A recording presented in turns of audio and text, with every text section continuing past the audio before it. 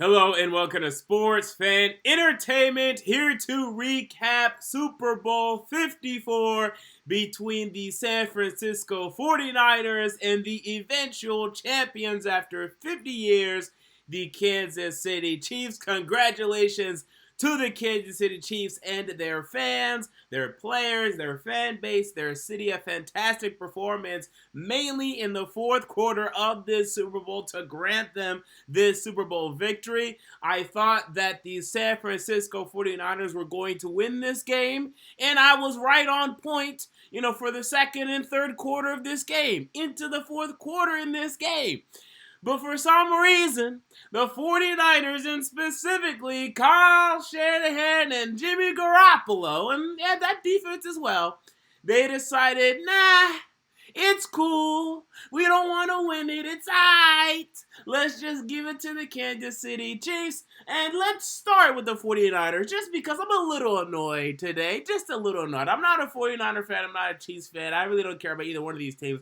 But I bet on this game because I thought, with the 49ers and how well they had done all year against the spread, how well they had done in the playoffs, I'm like, I'm putting money on the 49ers tonight. And I lost money. And normally I don't care when I lose money because I bet on other games as well. But this was the only game. So here I am watching this unfold in the fourth quarter. And it's the same tropes we've seen in the NFL time and time and time again. I mean, how many times in our lifetimes do we have to see the same NFL tropes? So the San Francisco 49ers are up 20-10 in this football game. They get the ball with 9 minutes left in the game. This is a football team that has absolutely leaned on and gleaned on the run. Jimmy Garoppolo completed 8 passes. Did he either complete or attempt? I can't even remember, but either completed or attempted 8 passes 2 weeks ago in the NFC Championship game. They run the ball. That's their move. And then when it's time to run the ball more than ever, for 2 series, they run it 2 times, 1 on each series. Unbelievable. I can't believe it. When it's finally time to run the ball, they run it on first down, they pass it on second and third, they get the ball back with 5 minutes, 6 minutes left, they run the ball on first down, they throw it on second and third. When it's time to run the ball, if anyone can explain that to me, I'd love to hear it. I would love to hear it because Kyle Shanahan, and he did the same thing. He did the same thing in the worst choke job in NFL history. We're not going to see another choke job probably like this in our lifetimes. I won't say it's completely off the table, but, we'll see on that. But we saw Kyle Shanahan as the offensive coordinator for the Atlanta Falcons in the 28-3 debacle against the New England Patriots. And Kyle Shanahan as his team, this Falcons team, were on the precipice of field goal range, threw the ball or attempted to throw the ball. I want to say on second or third down. I want to say second down. Matt Ryan was sacked outside of field goal range. And that field goal would have won them the game. It would have won them the game. But Shanahan, I just don't understand it. He's aggressive at times when he should be, but then when he shouldn't be, and then sometimes he's conservative. And then this was also proven at the end of the first half, where they stopped the Kansas City Chiefs with 1:35 and counting, maybe like even over 1:40 and counting. With 3 timeouts, he refuses to call a timeout to preserve 40 seconds for his offense to go down the field and score. His offense runs the ball on the first 2 downs. I think the Chiefs call timeout. Then he's like, all right, we'll throw the ball now. They get a decent chunk of yardage. And then Jimmy Garoppolo throws a dime to George Kittle, who gets called for pass interference. And now there's no more time left. Too little, too late by Kyle Shanahan. And those 3 points wouldn't have won them the game. But look, if they would have called the timeout, if they would have actually trusted Jimmy Garoppolo to throw the ball, and we're going to get to the Garoppolo right after this little minute rant I'm going on. It's actually more than a minute now, I'm sure. But if they would have actually trusted Garoppolo, which they had done all year long, in times like that, they could have walked away with points at the end of the first half, but inexplicably, going conservative, going scared, I couldn't believe it. Going away from the formula that you had been absolutely persisting upon for the entire season, going away from that in the Super Bowl, I can't believe it. And then now let's get to Jimmy Garoppolo, who stunk. Jimmy Garoppolo stunk. And I know he had the 2 touchdowns today. He had some decent passes today. It was play action. It was wide open throws. Even some of the completion that he had. There was a completion of George Kittle in which Jimmy Garoppolo did everything he could to throw the ball into the dirt. He did everything he could. He threw the ball, straight down into the dirt almost, and Garoppolo had to prop it out. There were times where he threw the ball way over Deebo Samuel. He would throw it to Emmanuel Sanders, who was held on this individual play, but even then the ball wasn't even close. I mean, there were some shockingly bad throws from Jimmy Garoppolo. And the last sequence that mattered was horrendous, in which he kept getting balls batted down all day long. Look, you need to move in the pocket in order to establish good footing, in order to establish a clear passing lane. He doesn't know how to do this. He just sits and then throws. Despite Chris Jones obviously being in your passing lane, dog, if you think you're just going to be able to just sit and just throw to Chris Jones, try to just throw over him with the low trajectory throws in which you have, it's not going to work, bro. Consistently getting balls batted down by Chris Jones and that Kansas City Chiefs defensive line. Consistently missing the wide receivers. You look at that 3rd and 10, Emmanuel Sanders, I won't say wide open, but open. He wasn't wide open. The cornerback was closing on him, and that cornerback might have made a play on it, but I don't think so. But still, missing Emmanuel Sanders on that 3rd and 10, and then the 4th and 10 getting sacked. You can't take a sack there. Are you out of your mind? You cannot take a sack there. Point blank, period. That's it. End of discussion. Okay, you might as well throw another interception before you take a sack. Taking a sack 4th and 10 in the Super Bowl. This is the moment that you've dreamt of your entire life. And that's how you choke on the national stage, a choke job. An absolute choke job. Jimmy Garoppolo has been criticized a lot of times this season, sometimes deservedly, sometimes not. Today, he deserves all the criticism. He was not ready for this moment. And Patrick Mahomes was. So Kyle Shanahan, Jimmy Garoppolo, and the 49ers defense, Richard Sherman, stop crying, stop pouting, stop talking. Stop all of it. Because you were not good today. He got exposed today, and he was never, we know what, well, at least a lot of us know, that Richard Sherman is not what he once was, and even what he once was, a quarterback who was still very much dependent on the talent that was surrounded because, man, that Seattle Seahawks secondary was just so talented when they're in that 2012-2013 era with, Bobby or Brandon Browner and Cam Chancellor and Earl Thomas and Bobby Wagner and etc. But still, Richard Sherman got exposed thoroughly today. Nick Bosa did everything he could. Arik Armstead didn't have the best game. We looked at, I thought DeForest Buckner could have done a little bit more. It just especially when you look at, in the 4th quarter for the Chiefs to put up 21 unanswered points, very frustrating for the 49ers and that defense because you had to get a stop. You're not going to stop the Chiefs all day, but you had to get one stop, and you didn't. You allowed a touchdown, and then you allowed a touchdown. All right, so you just can't do that if you're the 49ers defense. You got to at least let in a field goal in there or, just stop them outright. So the 49ers defense had a chance to win the game. They didn't. But, primarily it does fall on the offense to me because all it would have taken was one drive from the 49ers. They just needed one drive in the fourth quarter. One drive in the fourth quarter, one good touchdown drive in which they just pull it together for one, and they couldn't do it. And either that would have either won the game outright or it would have took too much time off the clock for Mahomes to be able to come back. Just one drive. And they had plenty of opportunities. I look at the last two drives that mattered. Actually, three. There were three that really mattered, and they were just disasters. Every single one of them was an absolute disaster. The last three significant drives offensively for the 49ers were disasters. 2 3-and-outs, and then the Jimmy Garoppolo horrible third and fourth down ridiculous nonsense crap. It was awful. They're not going to come back to me.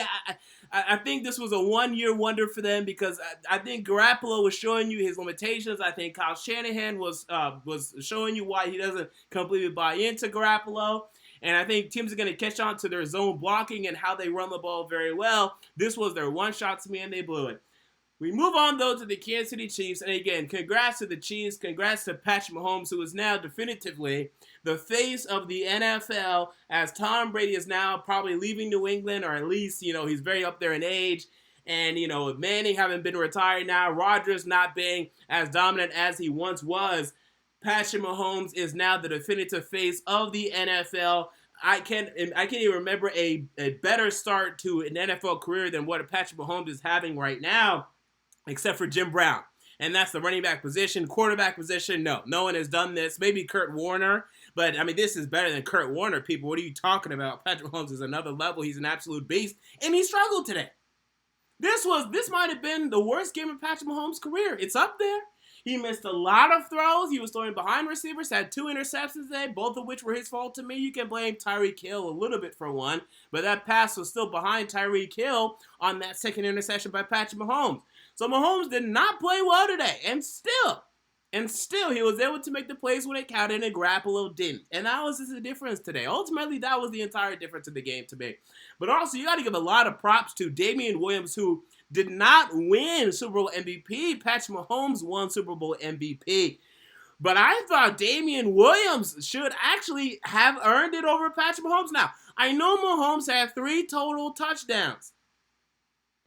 But, actually, I wouldn't give them co-MVPs. Let me say that. I think it was definitely a co-MVP, and I don't know if they can do that, but I think this was certainly a co-MVP scenario. Because Mahomes did have 3 touchdowns. He had the rushing touchdown. But Damian Williams, man, he was making plays in the rushing game, in the receiving game, getting yards after the catch, getting yards after contact. When you thought he was down and out of the water, he would end up with more yards, scraping for yards, doing the most he could. Damian Williams was fantastic today. I thought it should have been a co-MVP given out today on for Mahomes and Damian Williams, but they ultimately gave it to Mahomes because he's a quarterback and he had 3 touchdowns, so he definitely deserved it. But Damian Williams, you got to give him his props. He was fantastic, and Chris Jones on the defensive side was just incredible. Chris Jones was an absolute stud, knocking down 2 passes. I want to say he got a sack as well. Let me check the stat sheet real quick. No, he didn't end up with a sack, but almost ending up with a sack, and I think he forced the interception that Jimmy Garoppolo threw. That I do know. He was definitely involved in that in terms of applying the pressure for the sack, or not for the sack, but for the interception that Jimmy Garoppolo threw on the other side. So Chris Jones was fantastic. What an absolute stud, and this is a guy that was, having that calf injury that was hindering him and hurting him throughout a lot of these playoffs, but he's healthy now, and he showed it in this game. He was absolutely fantastic. What a game from him. What a nice sack by Frank Clark, by the way. He was very emotional after the game. He gave a whole press conference at the end of the game, and the reporter basically had to tell him to shut up. He was like, come on, dude, let's move it along here.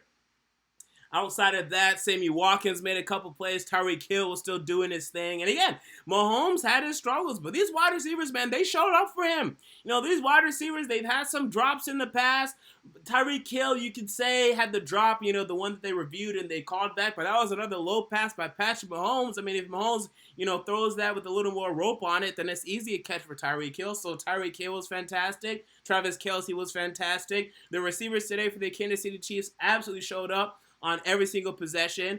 And, when Mahomes got going and got rolling, the game was in huge jeopardy for the 49ers, and they couldn't respond offensively. And ultimately, that's what it came down to, because we remember that, look back to that 49ers and Saints game, right? The 49ers defense, although to me there was the best defense all season, they're still susceptible. They're still vulnerable. There's no shutdown defense in this NFL anymore. But they were the closest to it. And even they had the game against the New Orleans Saints where they allowed 46 points. But the difference was, offensively, they responded every single time, too. So, yes, the Saints would go right down the field and score on the 49ers, but then the 49ers would go right down the field and score on the New Orleans Saints. The 49ers did not come with that sort of energy today. They played scared. They got the lead early. They were conservative. They just wanted to basically escape with the victory today. They did not want to go out and claim the victory as their own. And it's going to be a lesson learned for them. And, maybe they'll be back. I have my doubts. I really do have my doubts right now because it was a very nice season. I love what they did defensively. And Robert Saleh is going to remain there as defensive coordinator, at least for this upcoming season. He's going to continue to do some good things over there. But offensively, this was a team that was very predicated on the run game and their zone blocking schemes and their innovative schemes and their outside zone schemes and runs in which they run consistently. I think teams are going to catch up to that. And I think today the Chiefs are actually doing a decent job of stopping that. And I think teams are also going to, really realize that the 49ers are not really going to run up on you. They're not going to run, really through your defense up the middle. If you dedicate resources to the outside, you can give them problems in terms of stopping their run game. And I think that's what the Chiefs implemented today. And that's really why they showed up and won this game to me and was really able to slow them down in the fourth quarter. So you got to give a lot of credit to the Kansas City Chiefs. Congratulations to Andy Reid, finally winning his Super Bowl, finally getting it done. This is a guy that some people debated before this game. Is he a Hall of Famer? To me, he was absolutely a Hall of Famer, but now there is no more discussion in terms of that. He was absolutely solidified and now cemented himself as not only a Hall of Famer, but a first ballot Hall of Famer. And, they let in coaches a little bit later, actually, so maybe not a first ballot, because Jimmy Johnson is finally getting inducted, which is ridiculous. So maybe not a first ballot Hall of Famer, because I don't get how these coaches get in anymore. How Jimmy Johnson got in after Tony Dungy makes no sense to me. And look, I'm a big Tony Dungy fan. He did a lot for African-American coaches in this league. How Jimmy Johnson got into the Hall of Fame after Tony Dungy makes no sense to me. So I don't know how they do it over there in terms of Hall of Fame coaches. I don't get it. But now Andy Reid has punched his ticket to the Hall of Fame for the NFL. And I think he was going to get it anyway, but it is now cemented. So with that said, we move on to the off season, right? So this ends the chapter for the 2019-2020 NFL season. And I thought it was a good season. I enjoyed the season. I thought it was missing a little bit of juice. I don't know what it was. I guess because mainly the 49ers were an interesting team, but, they were a surprise team. It wasn't a team that we were expecting, and they didn't really have an established team in our heads in which we expected week to week. So it was nice to see them, really dominate this year. But, and the Ravens were just blowing teams out. It was a weird year in the NFL, but I still enjoyed it. We still definitely had some good games, and the playoffs were overall good, and I thought we got a good Super Bowl tonight. The halftime show I enjoyed. I enjoyed looking at Jennifer Lopez and Shakira. I enjoyed that very well. In fact, I'm going to go watch it as I fall asleep momentarily. I'm going to go and repeat that viewing experience just one more time, and I'm going to turn the lights off this time. But I thought it was a decent halftime show for sure. The commercials, I don't care about the commercials. I'm sorry, I'm into the football. There's no way I'm going to sit here and watch not only the game intensely for 4 hours, but the commercials as well. I'm not doing that. The commercial breaks are my breaks. I'm going on Twitter. I'm talking to my friends. That's what I'm doing. I'm not paying that much attention to the commercials. I hear people say the commercials were good. I don't know. I'll leave that to y'all and y'all discussions on that. Tomorrow, I will be back for my first NFL mock draft for this offseason.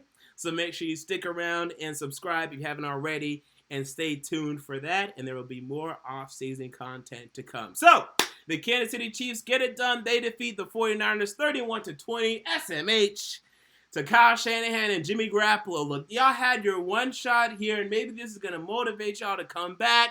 But y'all had your shot, and y'all blew it. Oh, y'all blew it. Congratulations to the Chiefs. Until next time, this has been MJ of Sports Fan Entertainment, and I'm out. See you all later.